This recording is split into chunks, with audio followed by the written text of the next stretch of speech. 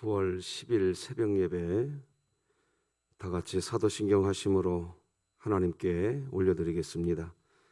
전능하사 천지를 만드신 하나님 아버지를 내가 믿사오며 그 외아들 우리 주 예수 그리스도를 믿사오니 이는 성령으로 잉태하사 동정녀 마리아에게 나시고 본디오 빌라도에게 고난을 받으사 십자가에 못 박혀 죽으시고 장사한 지 사흘 만에 죽은 자 가운데서 다시 살아나시며 하늘에 오르사 전능하신 하나님 우편에 앉아 계시다가 저리로서 산자와 죽은 자를 심판하러 오시리라.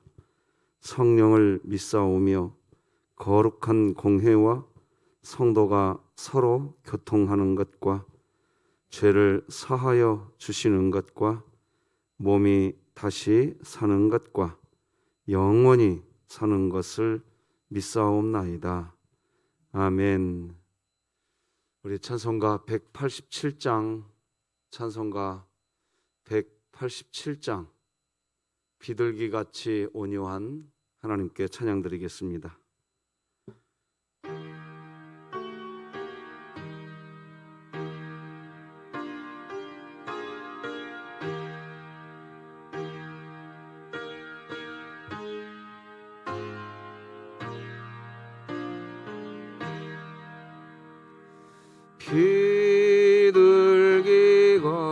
비둘기같이 온유한 은혜의 성령 오셔서 거친 맘으로 만지사 위로와 평화 주소서. 진리의 빛을 비추사 주의 길 바로 걸으며 주님을 옆에 모시고 경건히 살게 하소서. 주님과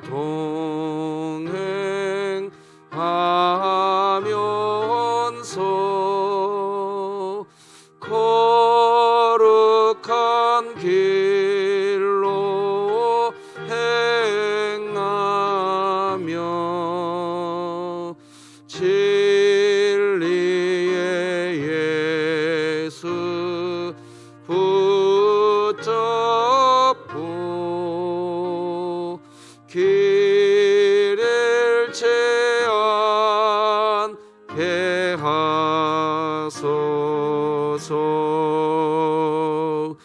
연약한 나를 도우사 하나님 나라 이르러 주님의 품에 안기는 영원한 안식 주소서. 아멘.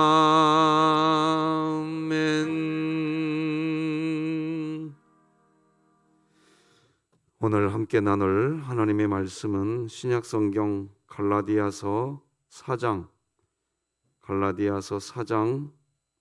21절에서 마지막 31절까지 하나님의 말씀 묵상하도록 하겠습니다. 갈라디아서 4장 21절에서 31절까지 한 절씩 교독하십니다. 하나님의 말씀입니다. 내게 말하라. 율법 아래에 있고자 하는 자들아, 율법을 듣지 못하였느냐? 기록된 바 아브라함에게 두 아들이 있으니 하나는 여종에게서 하나는 자유 있는 여자에게서 났다 하였으며 여종에게서는 육체를 따라 났고 자유 있는 여자에게서는 약속으로 말미암았느니라. 이것은 비유니 이 여자들은 두 언약이라. 하나는 신의 산으로부터 종을 낳은 자니 곧 하갈이라. 이 하갈은 아라비아에 있는 신의 산으로서 지금 있는 예루살렘과 같은 곳이니 그가 그 자녀들과 더불어 종노릇하고 오직 위에 있는 예루살렘은 자유자니 곧 우리 어머니라. 기록된 바 잉태하지 못한 자여 즐거워하라. 산고를 모르는 자여 소리질러 외치라.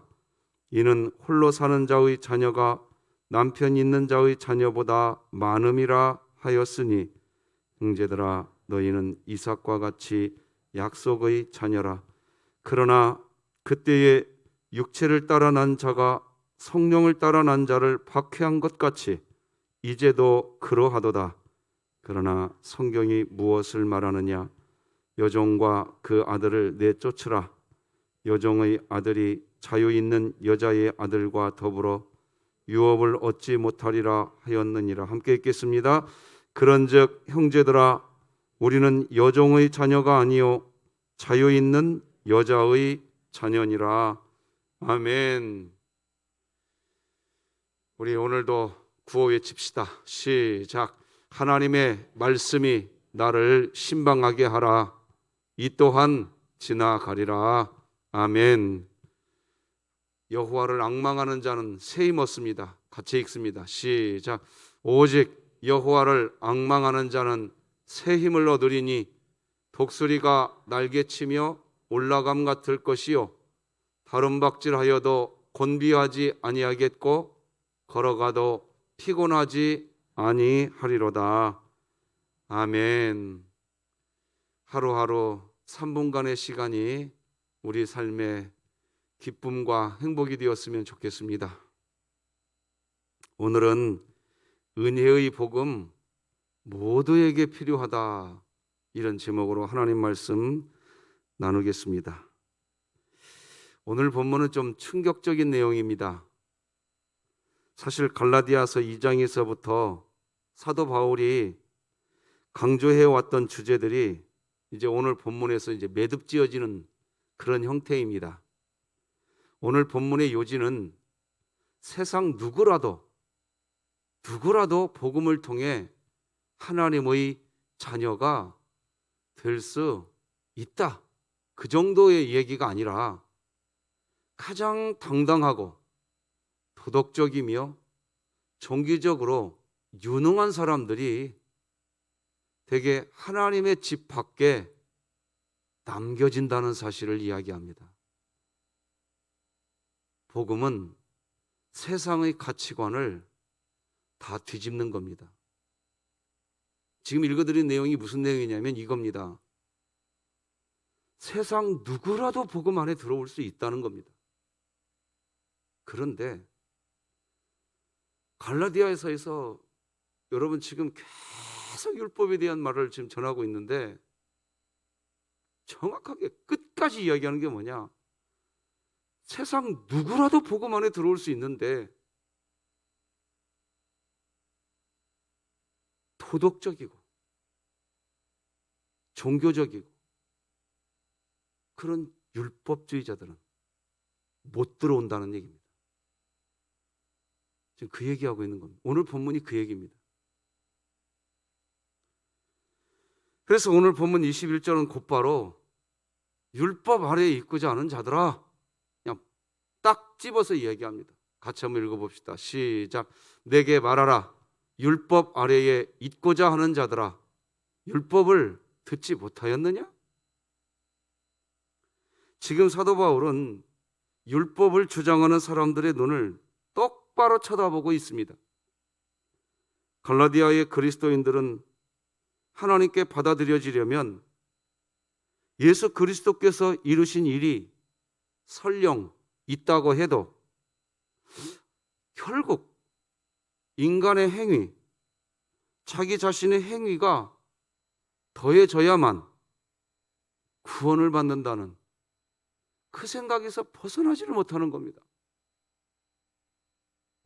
하나님은 끝까지 이렇게 얘기하시는 거예요.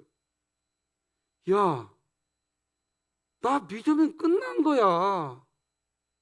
그런데 사람들은 아휴, 내가 뭐 한계 있어야죠.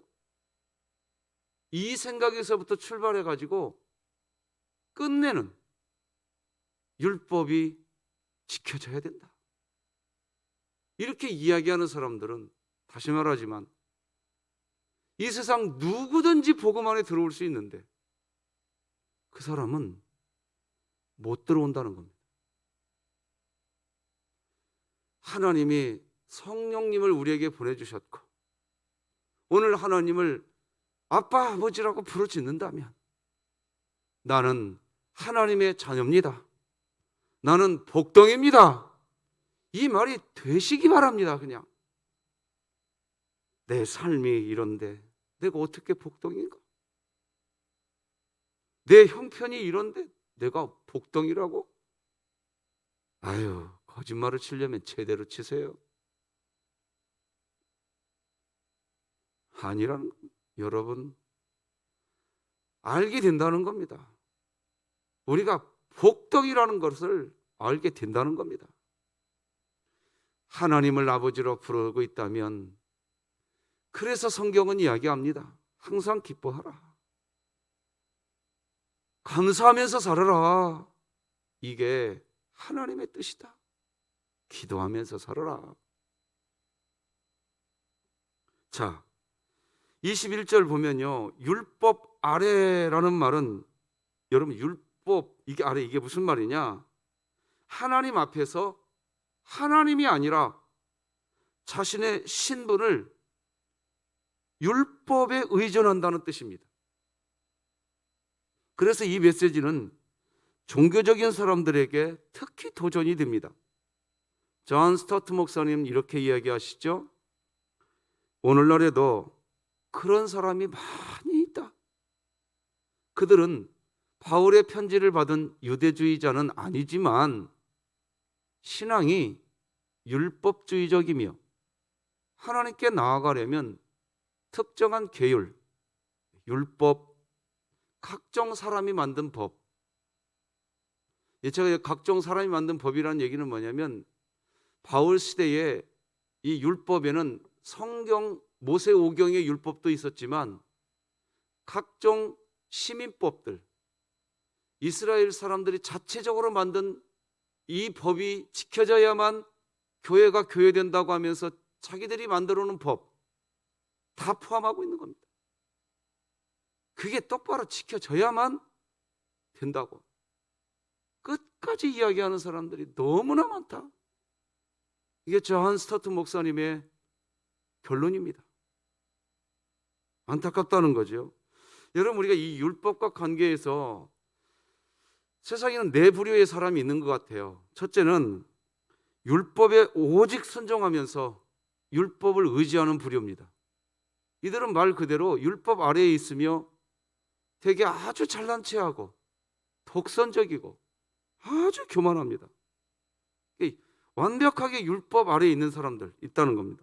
첫 번째 부류가 자신은 율법을 중시한다고 하면서 겉으로는 자신이 하나님과 관계가 아주 올바르다고 자기 자신이 그런 관계라고 굳게 믿고 있지만 사실은 그런 사람일수록 이 내면이요 불안과 불만으로 가득 채워집니다. 그렇게 돼 있어요. 이것은 심리학에서도 그렇게 이야기해요. 그 이유는 이 세상에 어느 누구도 율법대로 살 수 있다 없다? 없다. 그러니까 율법을 지켜야 된다고 그렇게 소리를 높이지만 사실은 본인이 알고 있어요. 나도 율법 못 지키고 있다라는 거. 그러니까 불안해. 그 이 안에 불만이 가득 항상 내재되어 있는 거예요.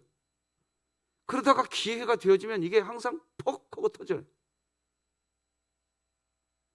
그래서 그들은 과민하고 남의 비판에 민감하며 그런 분들은 기도가 안 돼요. 스스로 기도가 안 돼요. 처참해합니다. 사실은 자기 자신이 처참한데 그것을 항상 어떻게 표현하느냐? 이 교회가 처참한 꼴이다고 막 얘기합니다. 본인은 알아요. 아무도 없는 시간에 자기 자신을 탁 내려놓고 보면 자기가 처참한 인생이라는 거 본인이 다 알아. 근데 그분은 교회가 처참한 꼴이라고, 율법도 안 지키니까 이렇게 표현해 버립니다.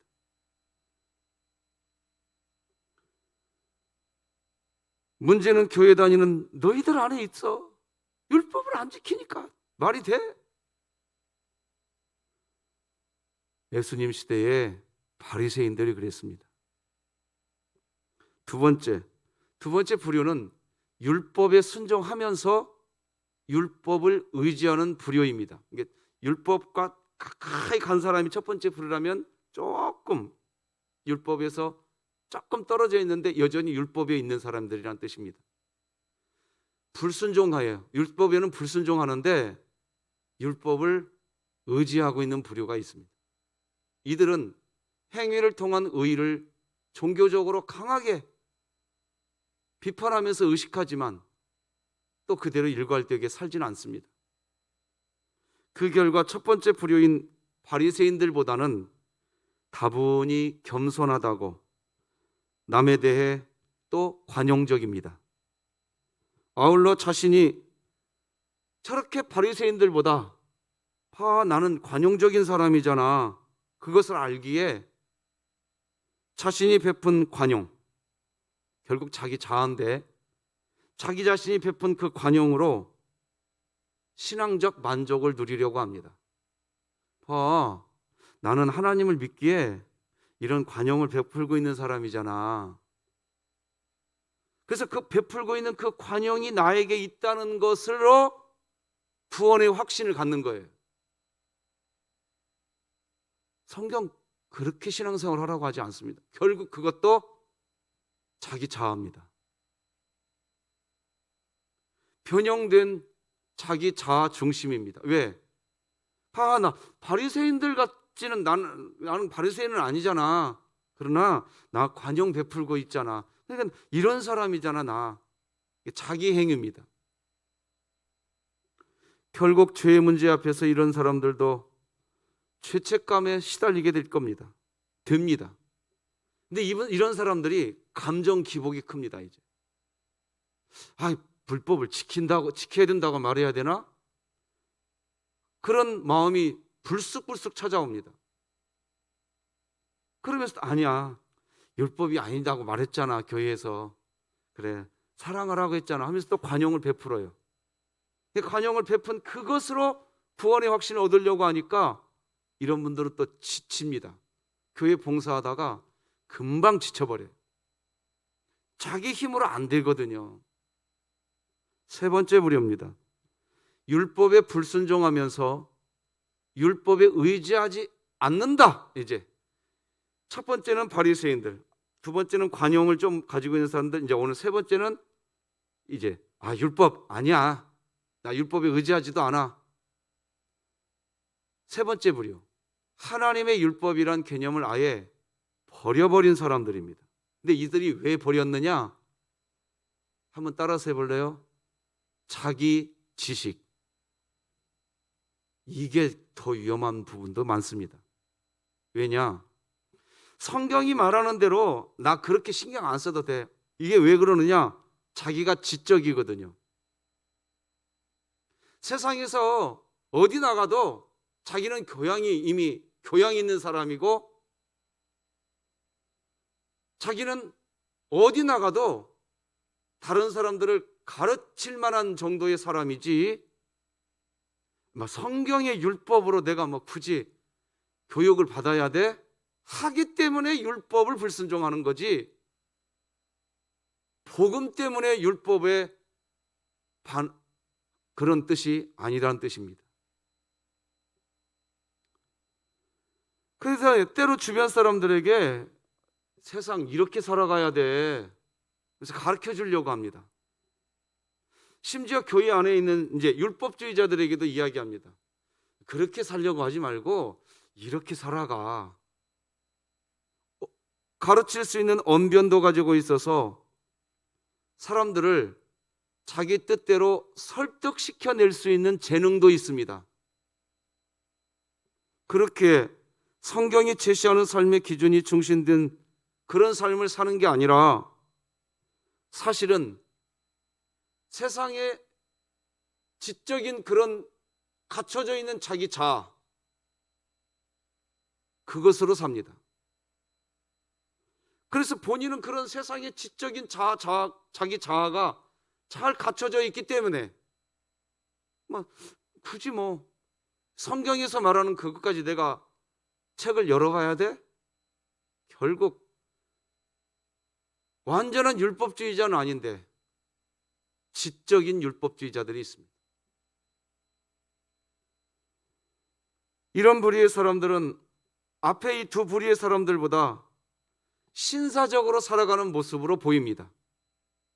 하지만 도덕주의로 똘똘 뭉친 자유주의적 독선이 강합니다. 그래서 타인에 대해 자신이 우월하다는 생각을 가지고 있기에 교회 안에서 웬만큼 성이 차는 사람들이 아니면 그 사람들 앞에서 굽신거리지 않습니다. 내가 다 알고 있는데 굽신거리지 않아요. 이 굽신거리지 않는다는 표현을 잘 이해해 주셨으면 좋겠는데, 다른 사람들의 이야기보다 자기가 그 사람들을 얼마든지 설득시킬 수 있다고 생각을 합니다. 네 번째 부류입니다. 네 번째는 율법을 의지하지 않는 부류입니다. 복음을 깨닫고 복음의 자유를 누리며 사는 그리스도인들입니다. 이들은 자신이 하나님의 자녀임을 알기 때문에 그냥 감사하면서 기쁨으로, 보세요, 나 같은 죄인 하나님이 구원해 주셨는데 감사하지요.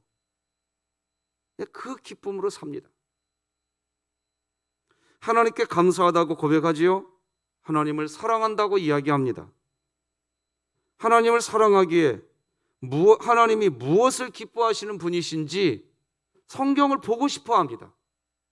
그래서 성경을 읽어보니까 하나님이 이렇게 하면 기뻐하시는 분이시네 해서 그 말씀에 순종하는 삶을 삽니다. 자, 그런데 이 부류에 있는, 이제 우리가 그런 부류라고 보고요. 문제는 이렇게 네 번째 부류의 삶을 살아가는 삶을 많은 그리스도인들이 또 힘들어한다는 겁니다. 이유는 뭐냐? 자꾸 첫 번째 부류, 두 번째 부류, 세 번째 부류의 사람들의 삶, 그런 삶 앞에서 자신감을 잃어가는 영적 도전을 받습니다. 예를 들면 이렇습니다. 첫 번째 부류의 사람들에게는 그 사람들은 율법을 지켜야 한다고 했는데 그 사람들이 찾아와서 그리스도인들에게 말합니다. 당신이 무엇으로 하나님께 인정받을 수 있는가? 이 말 앞에서 복음으로 서 있다가 대뜸 돌아서 이야기하는 거예요. 맞아, 내가 한 게 없어서. 그 복음으로 서 있다가 율법으로 훅 빠져버립니다. 두 번째 부류의 사람들처럼, 또 두 번째 부류는 관용을 베푼다고 했잖아요. 그 사람들이 그리스도인들에게 와서 묻습니다. 당신은 무엇으로 하나님께 인정받을 수 있습니까? 그러고 보니까 관용을 열심히 베푸는 것으로 신앙의 만족을 누리던 그 사람들에게 비해 보니까 나도 누군가에게 관용을 베푼 적이 별로 없네? 그런 마음이 또 들어와. 하고 또 빠져갖고, 맞아, 내가 한 게 없어서. 또 이렇게 돼버려요. 세 번째 부류의 사람들처럼 도덕적 기준이 확고하지 못한, 그 사람들이 또 그리스도인들에게 질문합니다. 당신이 무엇으로 하나님께 인정받을 수 있는가? 그러고 보니까요, 당신하고 비교해 보니까 나는 지식 아는 것도 별로 없고 성경도 잘 모르고 세상의 지식도 별로 없고 내가 아는 게 없어서 그러네 하면서 복음 안에 서 있다가 또 돌아서려고 합니다. 죄송하지만 이런 부류의 분들은 제가 우리 교회에서 많이 만났어요. 목사님, 제가 뭐 성경 아는 게 없어 갖고요,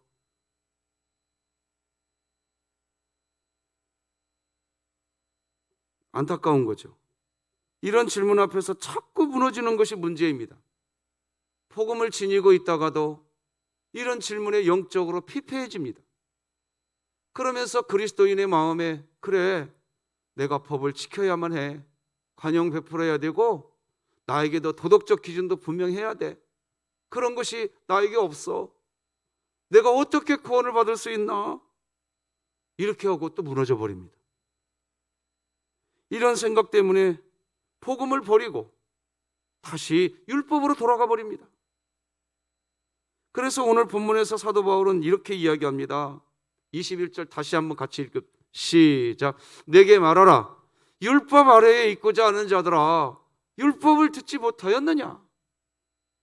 그리스도인이 되었으면서도 복음 안에 들어온 사람이면서 다시 율법을 지켜야만 되는 것으로, 그래야 구원을 받게 되는 것처럼 생각합니다. 그래서 이제 사도 바울은 아브라함을 오늘 본문에서 예로 설명합니다. 아브라함은 갈대아 우르라는 곳에서 이렇게 나왔잖아요. 맞죠? 그래서 하나님이 지시하는 땅으로 들어갔습니다. 이 말을 오늘날 우리들의 이야기로 하면요, 우리들도 세상에 있다가 세상에서 건짐을 받았습니다. 갈대아 우르에서 나온 것처럼. 그래서 우리는 이제 하나님의 자녀가 되었습니다. 이런 개념에서 오늘 본문은 지금 아브라함을 가지고 설명을 합니다. 자, 이제 아브라함이 갈대아 우르에서 나왔고 하나님이 원하는 땅에 들어갔습니다. 하나님의 자녀가 되었다는 거죠. 하나님은 그 아브라함에게 분명히 그렇게 약속해 주셨습니다. 이제 너는 내 자녀가 되었으니 너에게 아들이 태어날 것이다. 할렐루야. 아브라함에게 약속을 하나님이 해 주셨습니다.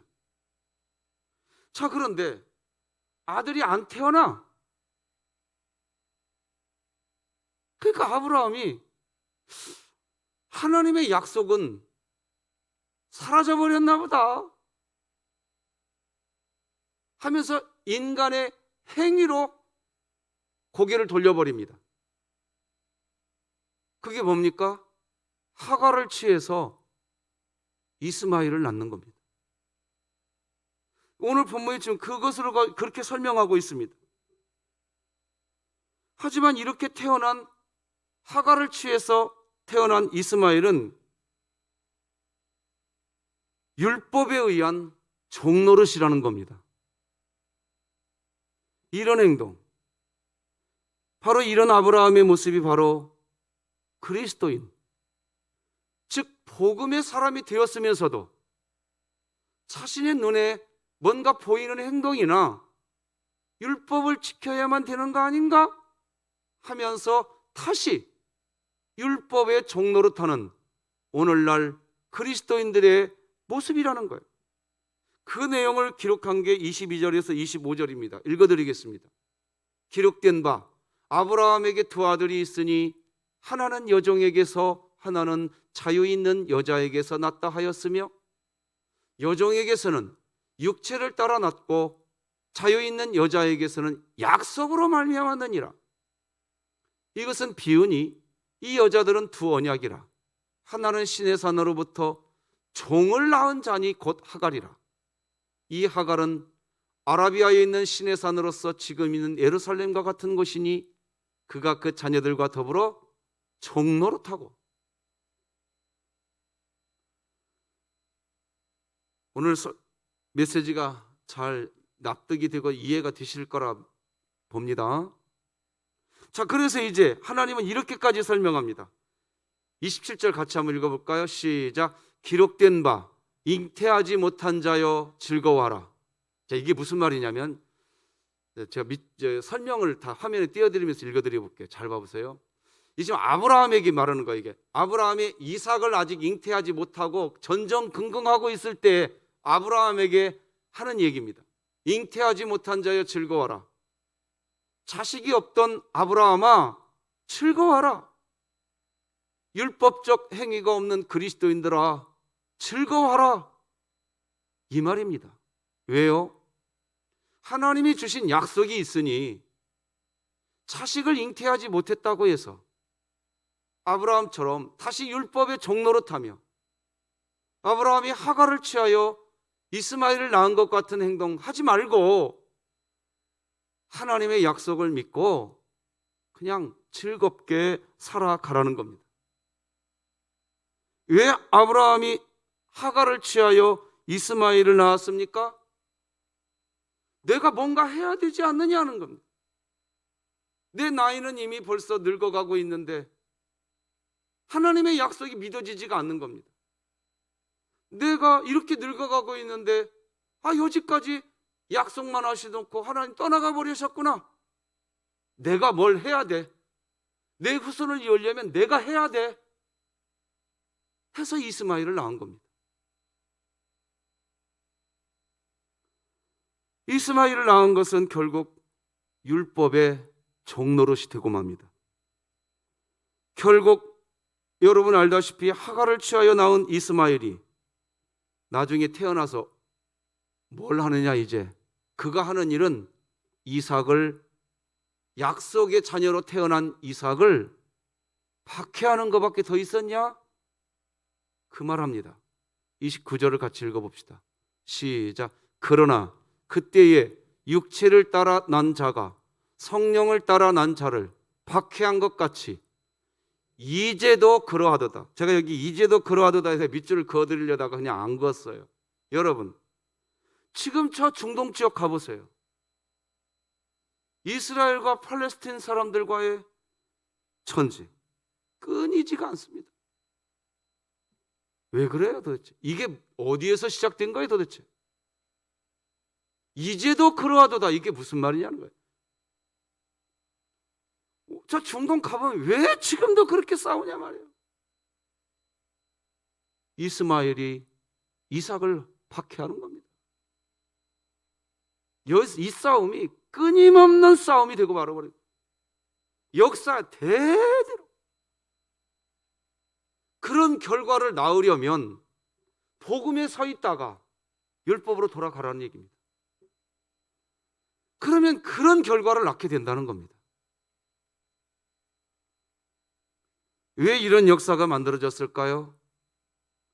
복음은 빛이고 율법은 어둠이기 때문입니다. 어둠은 빛을 싫어합니다. 이유는 어둠이라고 하는 존재는 빛이 들어오면 존재가 사라지기 때문입니다.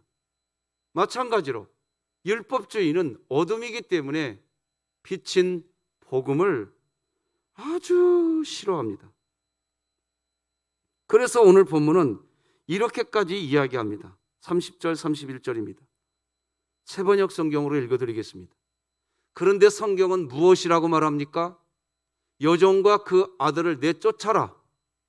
여종의 아들은 절대로 종이 아닌 본처의 아들과 함께 유업을 받지 못할 것이다 하였습니다. 그러므로 형제 자매 여러분, 우리는 여종의 자녀가 아니라 자유를 가진 여자의 자녀입니다. 말씀 맺겠습니다. 종교적인 사람, 율법주의는 하나님 앞에서 자신의 존재에 대해 과민하게 되고 초조하게 됩니다. 그 불안 때문에 복음을 적대시합니다. 자신이 최선을 다해서 율법을 지키려고 하지만 율법을 지킬 수 없는 자기 자신의 모습, 결국 자신의 수고가 무용지물이라고 하는 결론만 얻기 때문에 그런 분들은 복음을 만나면요 초조해집니다. 그래서 이스마엘은 이삭을 조롱했습니다. 마찬가지로 바리새인과 서기관을 중심으로 한 종교인들에게 예수님은 가장 지독한 박해를 받게 되었습니다. 이런 일은 오늘날 교회 안에서도 동일하게 일어납니다. 율법을 의지하는 불효는 복음의 자유를 무너뜨립니다. 복음, 즉 진리는 서로를 적대시하지 않습니다. 설령 부족해도, 설령 잘못을 해도 진리 안에 있으면 서로 자유합니다. 그렇게 됩니다. 그래서 그리스도인은 복음, 즉 진리를 알기 위해서 힘써야 합니다. 요한복음 8장 32절, 진리를 알지니 진리가 너희를 자유롭게 하리라. 그렇습니다. 복음, 즉 진리는 자유합니다. 이 복음은 이 땅의 모든 사람들에게 반드시 필요한 것입니다. 복음은 기쁜 소식입니다. 이 기쁜 소식은 내가 죄인으로 살았는데 그런 죄인으로 산 우리를 사랑하사 예수 그리스도께서 성육신하시고 십자가에서 죽으사 대속 제물이 되시고 부활하셨습니다. 그렇게 하신 이유는 오직 우리를 사랑하시기 때문이었습니다. 그런데 구원이 완성되자 하나님은 우리에게 성령 하나님을 보내주셔서 믿음을 갖게 하시고 여전히 죄인인 우리를 고아와 같이 버리지 않으시고 우리의 입술로 하나님을 아빠, 아버지 라고 지금도 부르게 하셨습니다. 우리가 아빠, 아버지라고 부른다는 이유로 우리를 영원한 나라의 상속자로 세우셨습니다. 이 복음, 이 기쁜 소식을 우리가 받았단 말입니다. 우리는 이미 복 덩어리입니다. 할렐루야. 그 안에서 항상 기뻐하라. 쉬지 말고 기도하라. 범사에 감사하면서 즐겁게 살아라. 하나님 나라 누리면서 살아라. 그래서 복음입니다. 복음을 영화롭게 하는 사랑의 공동체라고 교회 주제를 정하고 몇 년 차 가고 있습니다. 뭐가 복음을 영화롭게 하는 겁니까? 그 복음 안에서 하나님 나라 그냥 누리는 겁니다. 자녀들이 부모 보는 앞에서 그 안에서 자녀들끼리 서로 사랑하고 서로 즐겁게 살아가면 그게 부모님을 기쁘게 해드리는 일입니다. 잘할 수도 있고 못할 수도 있고 업적을 남길 수도 있고 못 남길 수도 있고 부자일 수도 있고 가난할 수도 있고 다양하겠지만 그런 거 따지지 말고 하나님 안에 있으니까 그냥 서로 복덩이구나. 당신도 복덩이, 나도 복덩이. 할렐루야. 이게 복음을 영화롭게 하는 사랑의 공동체입니다. 기도하십시다. 하나님 아버지 감사합니다. 오늘도 우리를 잠에서 깨워주시고 우리가 복덩이라는 것을 다시 확인시켜 주시니 감사합니다. 우리가 여전히 저주받은 이 세상에 발을 붙이고 있기 때문에 돈이 없으면 복덩이 아니야. 나 건강이 이렇게 안 좋으니까 나는 복덩이 아니야. 내가 한 게 없어서 나는 복덩이 아니야. 내가 지킨 율법이 어디 있냐? 나 그렇게 한 적이 없는데 내가 어떻게 복덩이야? 자꾸 세상은 우리를 율법으로 끌어당기려고 합니다. 그래서 우리가 선포해야 합니다. 아니야! 난 하나님의 자녀야. 아니야! 난 복덩이야! 오늘 선포하게 하여 주시옵소서. 그 안에서 하나님과 살게 될 줄 믿습니다. 예수님의 이름으로 기도드립니다. 아멘. 하늘에 계신 우리 아버지여, 이름이 거룩히 여김을 받으시오며 나라가 임하시오며 뜻이 하늘에서 이루어진 것 같이 땅에서도 이루어지이다. 오늘 우리에게 일용할 양식을 주시옵고 우리가 우리에게 죄 지은 자를 사하여 준 것 같이 우리 죄를 사하여 주시옵고 우리를 시험에 들게 하지 마시옵고 다만 악에서 구하시옵소서. 나라와 권세와 영광이 아버지께 영원히 있사옵나이다. 아멘.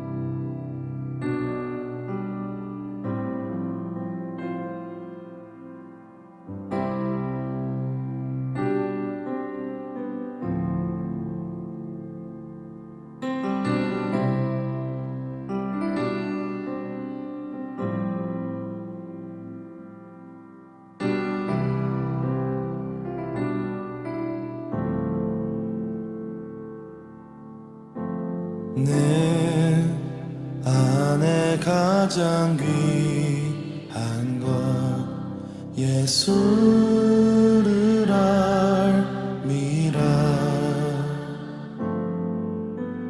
그 은보다 더 귀한 것 예수